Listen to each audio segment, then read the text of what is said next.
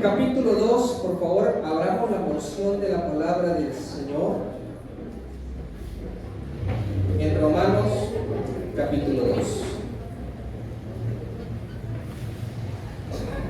¿Alguien aquí ha asistido a una sala de justicia? ¿Alguien aquí ha asistido a una sala de justicia donde se ha visto o se han invitado cuando van a emitir sentencia contra alguien? ¿Qué pasa cuando llegamos a esos lugares? Allá está la persona que está a punto de ser condenada y nosotros pues llegamos con saco, sabroso, y nos sentamos allí donde nos invitan al público a sentarse. Y nosotros, de pronto, si conocemos de antemano que es una persona que ha hecho mal, daño a la sociedad, ¿qué decimos nosotros? Gracias a Dios que lo van a condenar, que se pudra la casa, que de allá no salga y que Dios permita que allá mismo le cobren todo lo que hizo aquí afuera. Y entonces sale el juez, hermanos,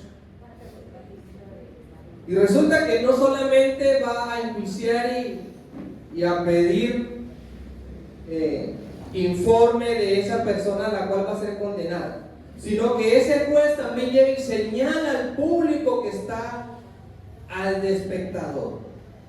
Pues, amado hermano, déjeme decirle que de la misma manera va a ser el Señor en el día del juicio. Bendito Señor y Padre, Dios soberano, rogamos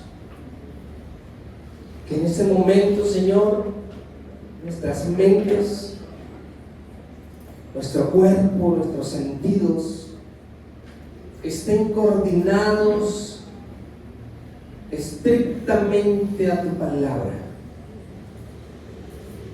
Señor, que en esta mañana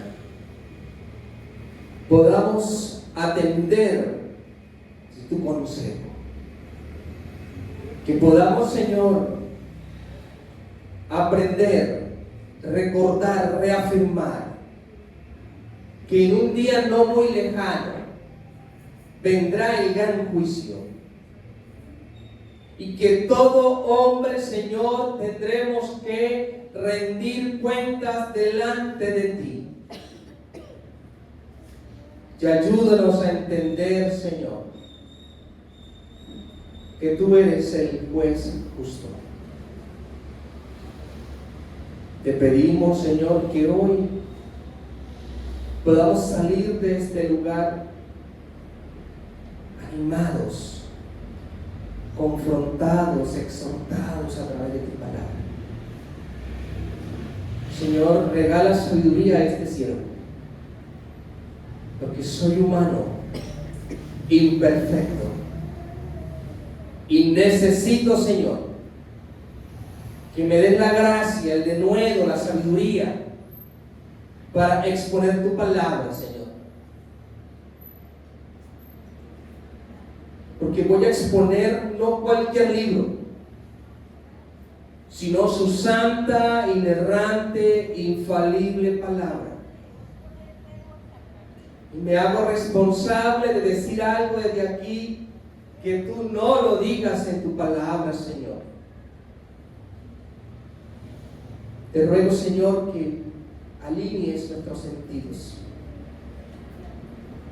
Y si hay hermanos aquí preocupados, angustiados por las cosas que tienen que hacer, por lo que dejaron en la casa, trae, Señor, la paz a sus vidas y que podamos estar concentraditos a tu consejo el día de hoy.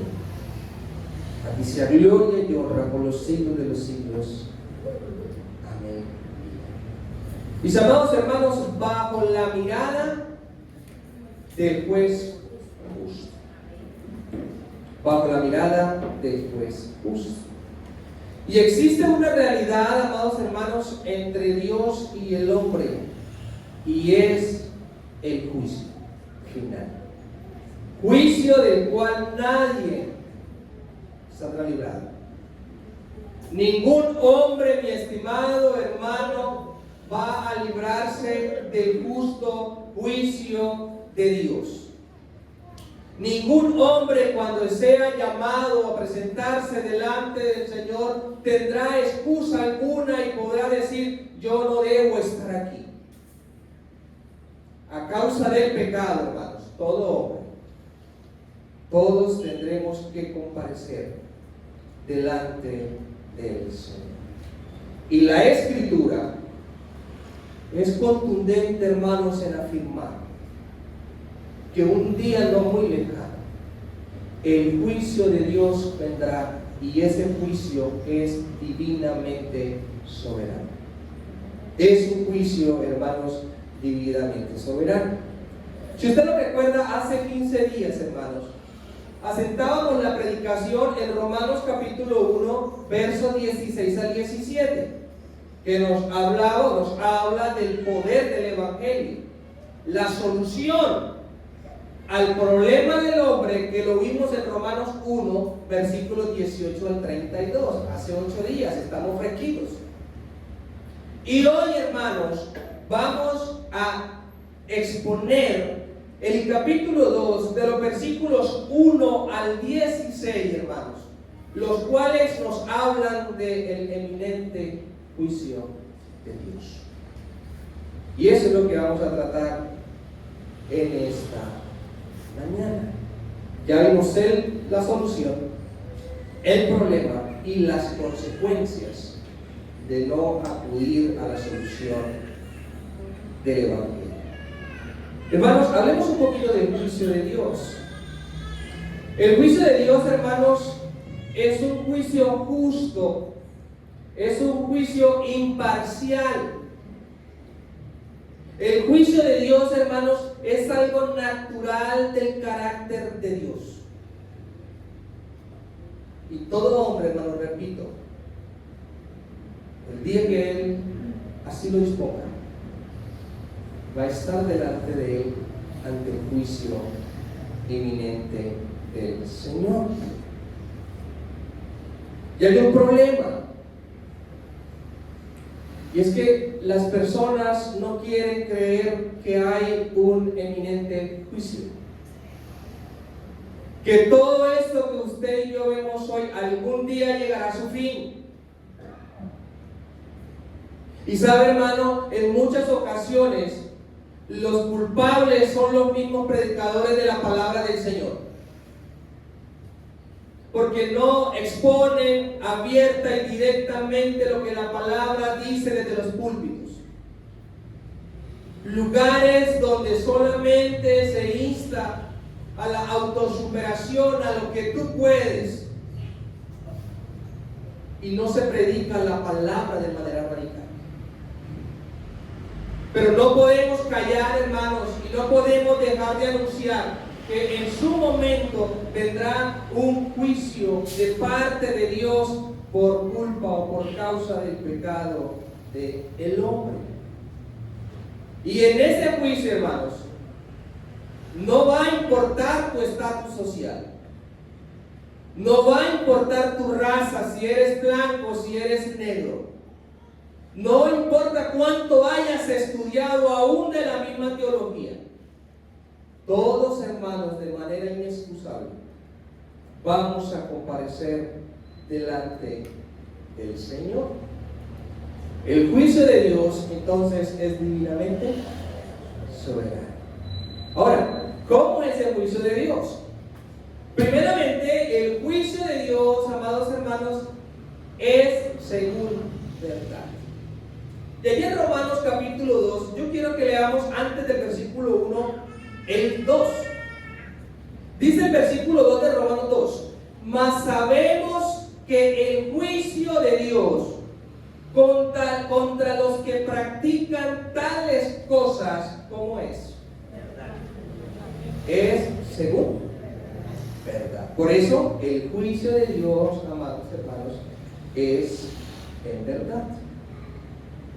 Y cuando Pablo, hermanos, escribió estas letras, y seguramente llegó a oídos allá en Roma, los judíos se alegraron.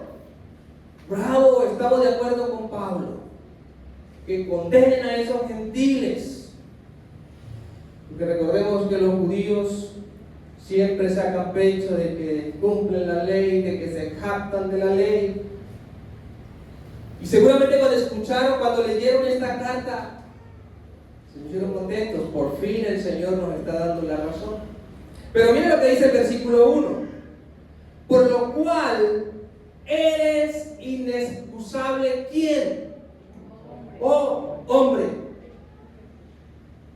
Esa expresión, oh hombre, hermanos, en primera instancia el apóstol Pablo se está refiriendo a los judíos. Quien quiera que seas tú que juzgas, pues en lo que juzgas a otro, te condenas a ti mismo, porque tú que juzgas haces lo mismo. ¿Sí recuerda usted por allá la historia del fariseo y el publicano? ¿Qué hace el fariseo cuando bajaba? Ok, ¿cómo dudaba de que cumplía la ley, de que echaba ofrenda, de que, en fin? ¿Y el publicano qué decía? Dice la escritura que con la mirada al piso, reconociendo su condición, entonces el fariseo solamente señalaba: tú sí eres pecador, yo cumplo la ley. Y a esto es lo que el Señor está diciendo aquí: por lo cual eres inexcusable todo hombre. Pero veamos por qué. ¿Por qué ningún hombre tiene excusa? Y es porque el juicio de Dios no es como el juicio del hombre. Si Pablo estaba refiriéndose exclusivamente a los judíos, por extensión a nosotros hoy, hermanos, si bien los gentiles no tenían excusa, mucho menos los judíos, porque a ellos se les había encargado la palabra del Señor y no la aprovecharon, la menospreciaron. Y es por eso que Pablo está diciendo aquí: eres inexcusable, oh hombre. Entonces, el juicio de Dios, hermanos, en primera instancia es inexcusable. Pero el juicio que emite el hombre es injusto, lleno de injusticia. Y así es el juicio del hombre. Nos gusta señalar con el dedo los pecados ajenos. Nos gusta señalar al hermano que ha caído en pecado y en vez de ayudarlo lo terminamos de hundir. ¿Y qué de nosotros, hermanos? ¿Quiénes somos nosotros para juzgar a otro? Eso es lo que está diciendo Pablo aquí. No tenemos derecho de juzgar a nadie. El único juez justo es Dios. Y usted y yo vemos injusticia todos los días, pero debemos descansar como creyentes que hay un juez justo que en su momento dará la retribución a cada uno. Por eso, amados hermanos, debemos tener mucho cuidado con convertirnos en jueces y juzgar al prójimo, al hermano, porque puede pasar el efecto boomerang. ¿Saben qué es un boomerang? Que usted lo lanza y regresa. Y aquí le está diciendo Pablo: tú que condenas a otro, que juzgas a otro, dice, te estás condenando a ti mismo. Y eso mismo lo dijo el Señor dentro del sermón de las bienaventuranzas en Mateo capítulo 7, versículo 1, cuando Él dice: no juzguéis para que no seáis juzgados. No juzguéis para que no seáis juzgados. Y pensando en esto, hermanos, me acordé de lo que dice Judas capítulo 9, versículo 9. La escena cuando el arcángel Miguel contendía con el diablo por el cuerpo de Moisés. Y dice allí en Judas 9 que ese ángel no se atrevió a proferir juicio de maldición contra Satanás, sino que le dijo: el Señor te reprenda. Eso habla, hermanos, de que el juicio del hombre siempre es señalando y apuntando los pecados de los demás. Pero, hermanos, el juicio de Dios es imparcial. El juicio de Dios es totalmente imparcial. Eso uno le pregunta al hermano, ¿usted le es infiel a su esposa? Yo, pastor, no. Yo soy fiel a mi esposa, jamás le he fallado.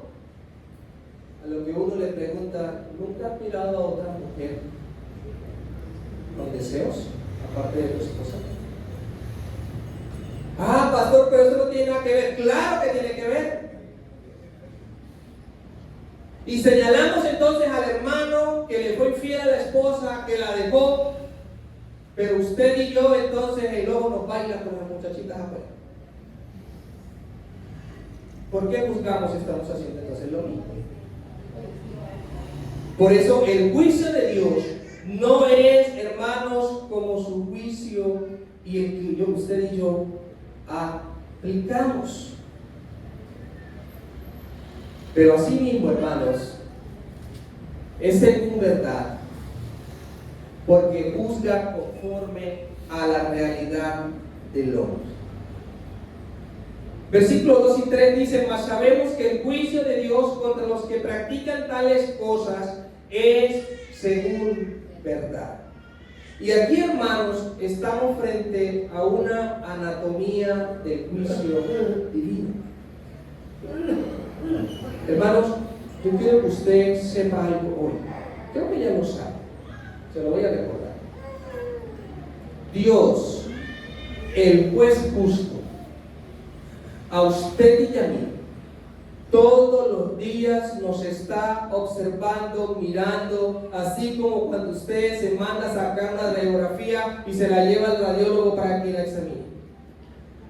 Todos los días usted y yo estamos delante de Dios y Él nos examina, hermanos, y sabe qué somos, qué hacemos y qué no hacemos usted y yo.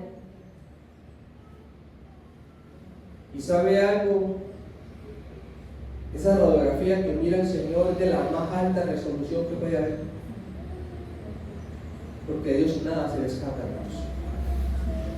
Absolutamente nada se le escapa. Entonces, ese juicio de Dios es objetivo. Porque ¿contra quién es ese juicio? Dice en el versículo 2: contra los que practican ¿cuáles cosas? Hay que recurrir al capítulo 1, de los versículos 18 en adelante hasta el 32. Y es según verdad. ¿Cuál verdad, hermanos? Aquello que concuerda con la realidad, lo único que es verdadero. Y el Señor dice que el hombre es pecador y debe comparecer delante del Señor. Y Dios juzga de acuerdo a la realidad del hombre, mi amado hermano y amigo que está aquí hoy. Nosotros juzgamos por apariencias. Dios no juzga por apariencias. Dios juzga lo íntimo suyo y mío. Primero a los Corintios, capítulo 4, versículo 5 dice: así que no juzguéis nada antes de tiempo, hasta que venga el Señor. ¿A quién está hablando Pablo aquí en Corintios? A la iglesia, muy bien. Y nos está aconsejando: así que no juzguéis absolutamente nada antes de tiempo, hasta que venga el Señor. Escuche esto: el cual aclarará también lo oculto de las tinieblas y manifestará las intenciones de los corazones, y entonces cada uno recibirá su alabanza de parte del Señor. Y versículo 3 dice: y piensas esto, oh hombre, tú que juzgas a los que tal hacen y hacen lo mismo, que tú escaparás del juicio de Dios. Esta es una pregunta, hermanos, cuya única respuesta es negativa. No. Nadie va a escapar. Nadie va a escapar, hermanos, de ese juicio. ¿A dónde pueda ir el hombre que puede esconderse del Señor? ¿Qué pueda hacer el hombre que Dios no lo sepa? Absolutamente nada, hermanos. Y es por eso que el Señor juzgará de acuerdo, hermanos, a la realidad que tiene el hombre. ¿Sabe que cuando Dios estableció la muerte ya en Génesis, después de que el hombre cayó en pecado, allí mismo estableció el juicio para el hombre? Ahora pregunto, ¿usted y yo como creyentes iremos a juicio? Porque aquellos que señalan piensan que no. Ya tengo la salvación, entonces con mi dedo señalo. Y de hecho, hermanos, que usted lo ve y el dedo lo tienen así un poquito más largo que los demás. De tanto señalar. A Pinocho le crece el dedo en la nariz por mentiroso, a nosotros nos crece el dedo por señalar. Hermanos, ese juicio será condenación para los que no creen en Cristo Jesús. Pero usted y yo que ya hemos creído en Cristo Jesús, ¿cómo será ese juicio para nosotros? Si bien, hermanos, no vamos a pasar a la condenación eterna, vamos a tener que rendirle cuentas al Señor. Un juicio de rendición de cuentas de lo que usted y yo hemos hecho en esta vida y haremos. ¿O qué pensó usted, hermano? Que por el hecho de que el Señor en la cruz del Calvario pagó por nuestros pecados, usted y yo no somos responsables de nuestros actos y que le tendremos que rendir cuentas a Él cuando estemos delante de su presencia. Sí, Señor. De todo, hermano, lo que usted y yo hagamos en esta vida, delante del juez justo, vamos a tener que rendir cuentas. Y nosotros somos buenos para engañar. Se preguntan, ¿cómo están? Todo bien. A veces hasta los stickers, pero hay unos stickers del pibe, todo bien. Pero sabe, hermano, yo ilustro esto con la caja negra de los aviones. Aprovechando que ahora está esto de tantos accidentes aéreos. ¿Qué es la caja negra de los aviones? Cuando los cuerpos de socorro, después que ya analizan de que o no hay vidas o que ya no hay nada que hacer, ¿qué es lo que continúan buscando? Cuando llegan los encargados de la aeronáutica civil, ¿qué buscan? ¿Por qué la buscan? Porque en la caja negra reposa toda la información antes del accidente. ¿Qué dijo el piloto? ¿Qué estaba pasando con la aeronave? ¿Qué fallas presentaron? Pues, hermano, usted y yo también tenemos una caja negra delante del Señor. Todo lo que usted y yo hacemos allí reposa. Y el Señor las tiene, mis amados hermanos. Y es por eso que no tratemos de engañarnos. Mire, hermano, el creyente no debe vivir de apariencias, debe vivir a Cristo, debe reflejar a Cristo. El creyente, hermanos, no debe usar trajes como si la iglesia fuera un evento de disfraces donde viene vestido de santidad, de piedad, pero llega a casa y lo cuelga. Dios sabe lo que estás haciendo, Dios sabe lo que yo estoy haciendo, hermano. Y es necesario, hermanos, que usted y yo entendamos todos estos principios. Pero también dice que el juicio de Dios es según verdad, porque no se opone a la transformación del hombre. Hay un hermano que me lea el versículo 4 con buena voz. Recuerden que estamos en Romanos 2. O menosprecia las riquezas de su benignidad, paciencia y longanimidad, ignorando que su benignidad te guía al arrepentimiento. ¿Qué está diciendo Pablo aquí? Hermanos, el hombre cree que el evangelio le es nocivo. Y todo lo contrario, el Evangelio es lo mejor que le puede pasar al hombre. ¿O no le ha pasado a usted cuando va a evangelizar y se encuentran personas que dicen, a mí no me vas a traer tus locuras? Tú me quieres llevar allá para que yo deje de gozar mi vida. Aquí estoy bien, yo estoy sabroso, yo no le hago daño a nadie. Yo hago buenas obras. Mi amado hermano, lo que está haciendo la humanidad es ignorando, despreciando la salvación en Cristo Jesús. Y no aceptan el Evangelio porque quieren llevar una vida deliberada, desenfrenada. Porque saben que el Evangelio transforma vidas. Pero el hombre es tan necio que no quiere que su vida sea transformada por el Evangelio. A usted y a mí, ¿cuántas veces nos hablaron del Evangelio para poder llegar a los pies de Cristo? Seguramente no fue una sola vez, y si fue una sola vez, gloria a Dios. Quizás muchos tuvimos que pasar o causarle problemas a los que nos evangelizaron porque llegaban y decíamos, no quiero eso. Yo personalmente, hermanos, me escondía de la persona que me estaba discipulando. Y muchas veces esa persona se fue llorando de la casa de mi mamá porque yo le hacía perder el viaje y no salía de la casa para no recibir un discipulado. Estaba rechazando, hermanos, lo que verdaderamente transforma al hombre, y es el Evangelio de Cristo Jesús. Y mira lo que Pablo dice: o menospreciáis las riquezas de su benignidad, de su paciencia y de longanimidad.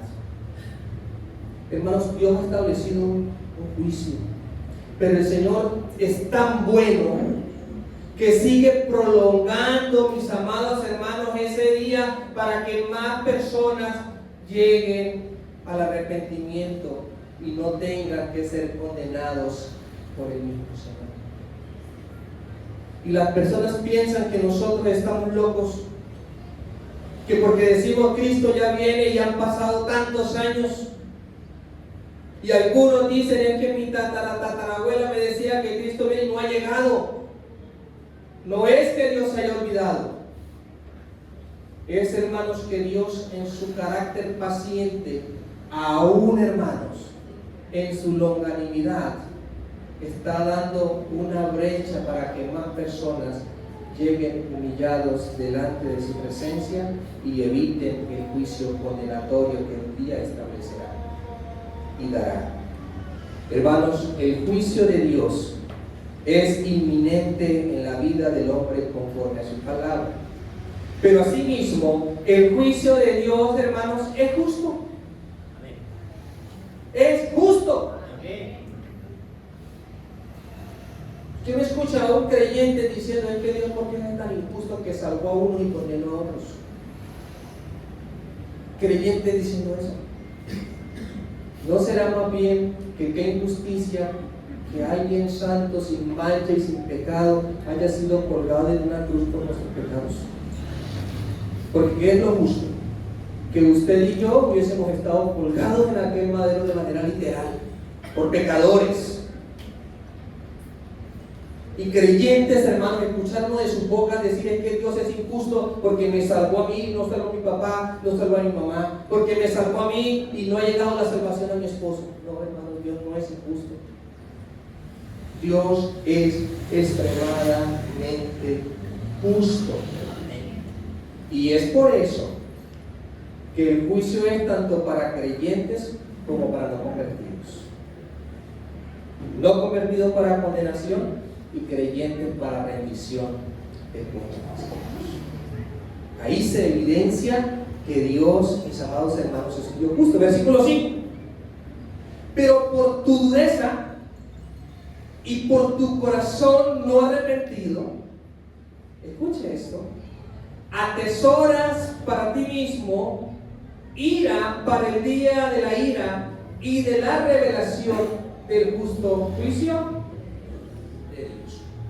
Hermanos, ¿sabe por qué es justo? Porque se manifestará con exactitud. El juicio de Dios, hermanos, se manifiesta con exactitud. Y ya sabemos que Dios conoce todo de nosotros, ¿cierto? Absolutamente todos. Y aquí estamos viendo en el versículo 5 una radiografía de manera gráfica acerca del juicio de Dios.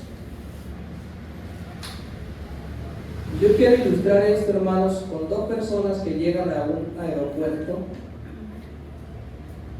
Uno con saco, corbata, bien elegante, pura maleta de Mario Hernández o de Vélez, y llega una persona normal con un bolsito, todo imitación.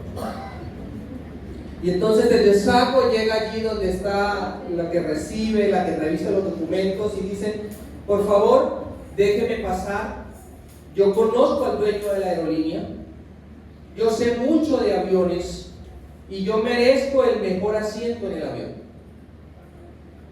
Y reciben a la otra persona que llega de manera calladita, silenciosa, muy humilde, y presenta todos los documentos en regla.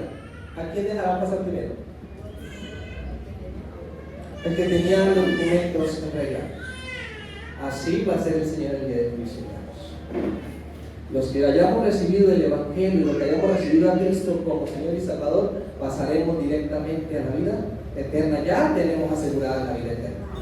Pero aquel que crea que aún por sus obras, que no ha creído en Cristo, dice: yo nunca he hecho nada malo, yo soy una mansa paloma, yo a nadie le hago daño, yo ayudo más bien.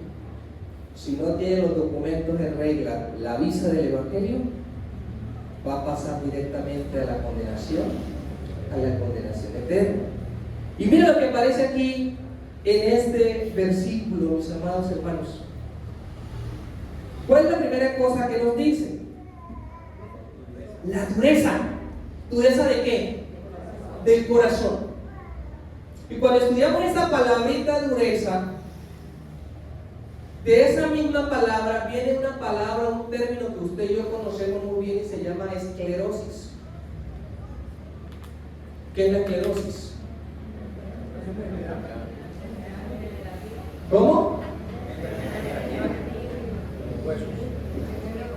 ¿Qué pasa con aquella persona que padece de esclerosis? Su cuerpo se endurece, sus articulaciones ya no son flácidas como las nuestras. Pues eso es lo que está diciendo el Señor aquí, su palabra. Su corazón sufre de esclerosis y por eso no puede recibir el Evangelio. Porque su corazón está endurecido, mis amados hermanos.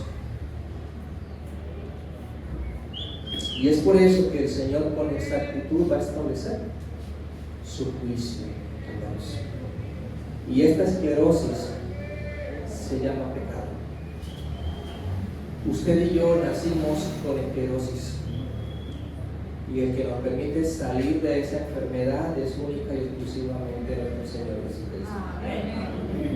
Aquellos que están afuera, si aquí hay algún amigo que aún no ha recibido a Cristo como el único y suficiente Salvador, yo quiero decirle con mucho amor que estás padeciendo de esclerosis y que necesitas que el Evangelio llegue a tu corazón para que salgas de esa situación y evites el juicio condenatorio del Señor. Hermanos, al Señor nada se le escapa. ¿Saben por qué? Porque en su juicio Él pagará a cada uno conforme a qué? Conforme a sus obras. Versículo 6 al 10. Versículo 6 dice: el cual pagará a cada uno conforme a sus obras. Vida eterna a los que perseverando en bien hacer buscan gloria y honra e inmortalidad. Pero ira y enojo a los que son contenciosos y no obedecen a la verdad, sino que obedecen a la injusticia. Tribulación y angustia sobre todo ser humano que hace lo malo. el judío primeramente y también al griego. Pero gloria y honra y paz a todo el que hace lo bueno, al judío primeramente y también al griego. Mire que en el versículo 9 y el versículo 10, Pablo a quienes menciona: a judíos y a gentiles. Les está rectificando. No crean ustedes, judíos, que porque la ley llegó primero ustedes se van a salvar. Y no crean ustedes, gentiles, que porque los judíos rechazaron la ley ustedes se van a salvar. El juicio de Dios va a ser, hermanos, para todo hombre y dará su retribución, hermanos, de acuerdo a lo que usted y yo, hermanos, hayamos hecho. Y esa acción del verbo pagar, del versículo 6, que dice: el cual pagará, hermanos, da la idea de devolver, da la idea de retribuir y de recompensar de acuerdo a lo que usted y yo hayamos hecho. Repito, usted y yo tenemos allá, o el Señor tiene un librito donde aparece absolutamente todo lo que usted y yo hemos hecho en nuestra vida y haremos. Y Él pagará, hermanos, de acuerdo a nuestras obras. Y versículos 11 al 13 habla de que ese juicio de Dios es justo porque se ejecuta como sin favoritismo. Versículos 11 al 13: porque no hay acepción de personas para con Dios. ¿Dicen amén a eso, hermanos? No hay acepción de personas en Dios. ¿Y nosotros hacemos acepción de personas? Por eso el juicio no es según el hombre, es según el Señor. Versículo 12: porque todos los que sin ley han pecado, sin ley también perecerán. Y todos los que bajo la ley han pecado, por la ley serán juzgados. ¿A quién haciendo referencia aquí Pablo? A judíos y a gentiles. Verso 13: porque no son los oidores de la ley los justos ante Dios, sino los hacedores de la ley serán justificados. Mire, mientras que nosotros como hombres juzgamos lo exterior, Dios revisa y tiene en cuenta lo íntimo de nuestras vidas. Repito, Dios mira lo íntimo individualmente. Usted y yo muchas veces juzgamos por las apariencias. Por eso, hermanos, cuando usted y yo queramos nuevamente volver a juzgar, revisemos cómo estamos y acordémonos que hay un juez justo que se encargará de pagar a todos conforme a sus obras. Por eso, hermano, usted no se afane por las injusticias que se ven en este mundo. Uno tiene que aconsejar muchas veces a hermanos que llegan cargados, y no precisamente porque tienen problemas con la esposa, con los hijos, sino que tienen problemas con la sociedad. Hermano, es que este mundo cada día va de mal en peor. Hermano, miren que iban a condenar a nuestro presidente, y eso es injusto. ¿En quién debemos descansar? ¿En quién debe descansar el creyente? En el juez justo, nuestro Dios, hermanos. Él va a retribuir a cada uno conforme a lo que haya hecho. El creyente, hermanos, escuche, debe aprender a descansar en el justo juicio de Dios. Y tercero, el juicio de Dios es ¿por quién? Es por Jesucristo. Y la iglesia debe tener muy claro esto. Y es importante. El juicio de Dios es por Jesucristo, hermanos. ¿Es una garantía eso para usted y para mí? ¿Por qué es una garantía? Porque si el juicio es por Jesucristo, Ese Jesucristo fue el que pagó en la cruz del Calvario por sus pecados y por los míos. Y cuando estemos allá compareciendo ante el Señor, no nos va a condenar, porque ya Cristo, por quien es el juicio, ya pagó el precio. Lo único que tendremos que hacer es rendir cuenta por nuestros actos.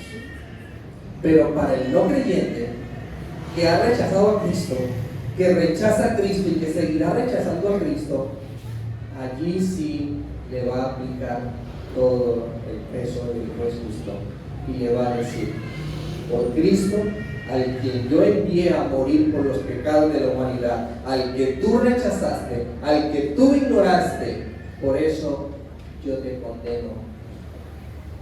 Y lo lleva para donde vamos.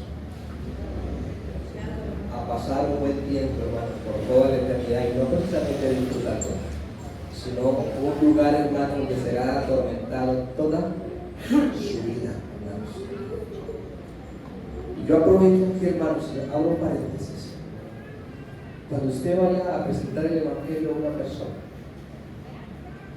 muchas veces lo único que le decimos es: Dios te ama. Tranquilo, Dios te ama. Dios tiene un propósito para tu vida, Dios te ama. Y comenzamos a suavizar el Evangelio, hermanos. ¿Qué es lo que tenemos que hacer? Decirle a esa persona, confrontarle y decirle: usted está en pecado, usted es un pecador, y si no se arrepiente, téngalo por seguro que le espera la condenación eterna. Porque por Cristo Dios juzgará al mundo, al hombre.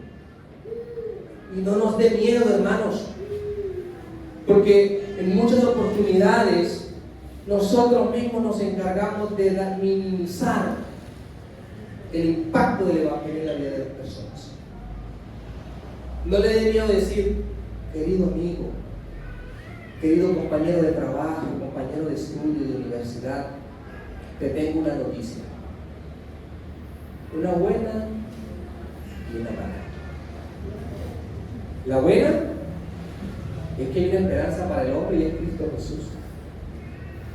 Y la mala es que si no lo recibes, Dios, el Padre, te va a condenar por su Hijo Jesucristo. Dele la mano y un abrazo y déjelo así. Pero hermanos, no suavicemos el Evangelio. Hablemos del Evangelio como es. Cierro paréntesis y regreso aquí. Versículo 14. Un hermano que me lo quiera leer. Y 14 y 15, por favor. Porque cuando los gentiles que no tienen ley hacen por naturaleza lo que es de la ley, estos, aunque no tengan ley, son ley para sí mismos, mostrando la obra de la ley escrita en sus corazones, dando testimonio su conciencia y acusándoles o defendiéndoles sus razonamientos. ¿Dónde está escrita la ley, hermanos? ¿Hay excusa? Y aquí dice: o nos acusan o nos defienden. Y eso hace Cristo, hermanos. Nos acusará, o cuando estemos allá compareciendo delante del Padre, el Señor dirá: este es mío, este es mío, este es mío. Y los demás, apartados de mí, nunca los conocí, mis amados hermanos. Porque ese Cristo es el medio para juzgar lo oculto del hombre, hermanos. Cuando usted y yo recibimos a Cristo, es cierto que comenzamos a ser conscientes de lo mal que estábamos haciendo en nuestra vida anterior. Y comenzamos a arreglar nuestra vida, porque eso hace el Evangelio. Organiza nuestras vidas. Si éramos tomadores, ya no somos tomadores. Si maltratábamos a la esposa, ya no la maltratamos. Si todo el tiempo que nos íbamos a hablar con los hijos era con gritos, con peleas, con patadas, ya no lo vamos a hacer. Porque eso hace Cristo, ilumina nuestras vidas, hermanos, y nos ayuda a ver qué estamos fallando y revela lo oculto, hermanos, del hombre.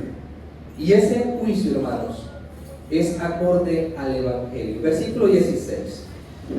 En el día en que Dios juzgará, escuche bien, por Jesucristo, los secretos de los hombres conforme a mi Evangelio.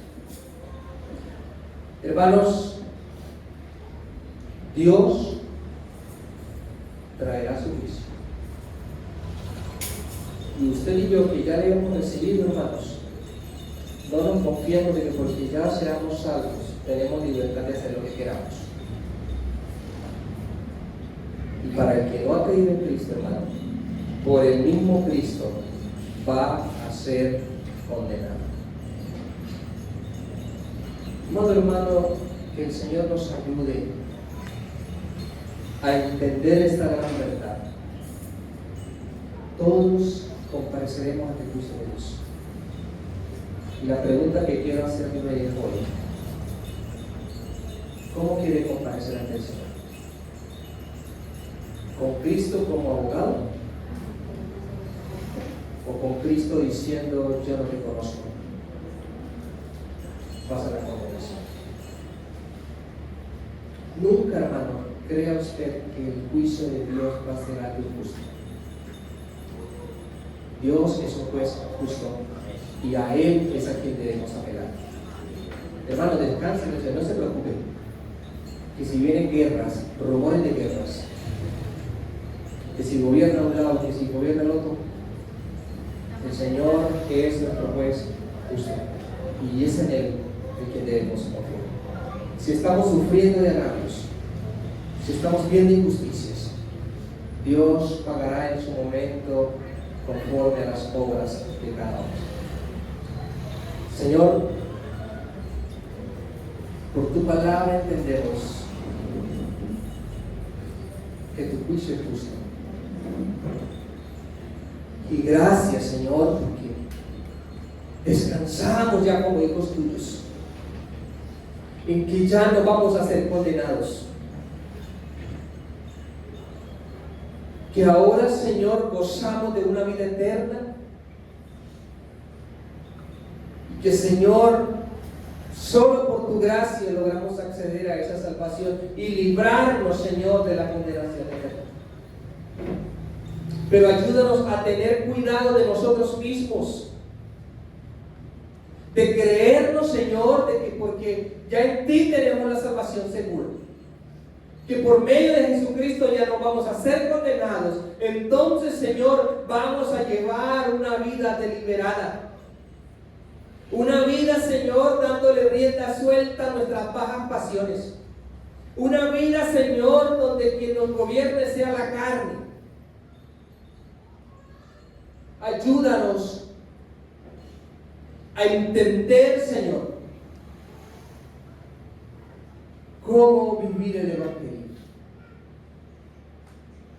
Perdónanos, Señor, porque en muchas oportunidades nos hemos convertido en jueces, señalando el pecado del hermano,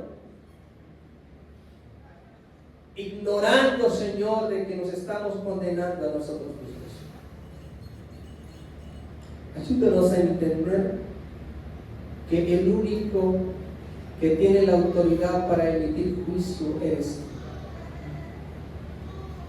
Ayúdanos a entender, Señor, que no nos compete llegar a usurpar tu lugar. Ayúdanos a descansar en ti, Señor. Ayúdanos a que cada uno de nosotros, como miembros de tu cuerpo, velemos, Señor, por nosotros mismos, en el sentido de llegar, Señor, a cuidarnos de no caer en pecado. Y si un hermano, Señor, está en pecado, ha caído en pecado, ayúdanos a que en vez de señalarlo, lleguemos a abrazarlo, no para alcahuetearle su pecado, sino para darle ánimo, para que se arrepienta de su pecado y para que vuelva a las filas del Evangelio. Ayúdanos, Señor, a entender que nuestra vida está segura en ti y que tú te encargas de todo, Señor amado. Gracias, Padre, por tu palabra. Gracias, Señor, porque es nuestro salvavidas. porque en ella está escrita toda la verdad. Y todo lo que salga de tu palabra, Señor, que no concorde a ella, no es verdad. Ayúdanos, Señor, a no caer en las falsas enseñanzas. Te pido por aquellas personas, Señor, que suavizan el Evangelio, por aquellos lugares donde hay miles de almas escuchando de todo menos de tu palabra. Confronta, Señor, a esas personas y que puedan comenzar a enseñar tu palabra de manera genuina e íntegra. Gracias, Señor, por este tiempo. Reciba gloria y honra ahora y por los siglos de los siglos. Amén y amén. Mis amados hermanos, Dios les guarde. Saludaos unos a otros, no se vayan, por favor.